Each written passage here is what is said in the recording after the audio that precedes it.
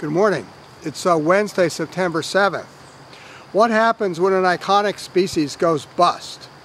In our story today about the Alaskan king crab fishery, it appears that there's going to be a very significant reduction in the quota this coming year, and landings could easily fall well under 10 million pounds.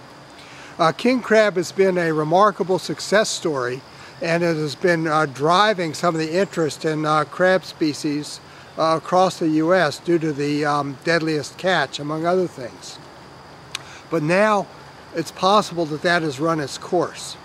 What should consumers do when they can't get access to king crab at retail, for example, because the landings are just too low and the cost is too high? They really need to switch to some other product. I've seen, for example, in Trader Joe's, where I shop locally, their shrimp case has been almost empty for much of the last month or 6 weeks.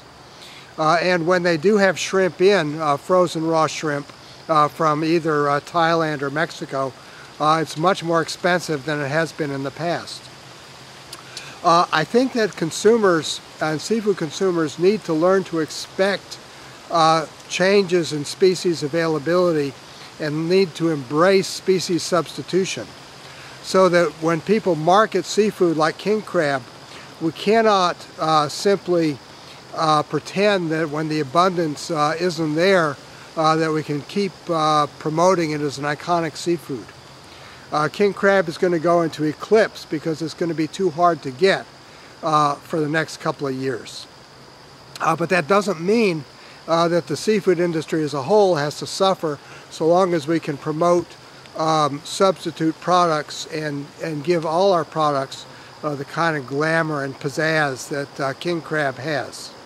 To go back to Trader Joe's for a minute, what that space has been filled up with has been scallops, both American and Japanese, and presumably a lot more people are buying those in New England today instead of frozen shrimp. In Lexington, Mass., this is John Sackton.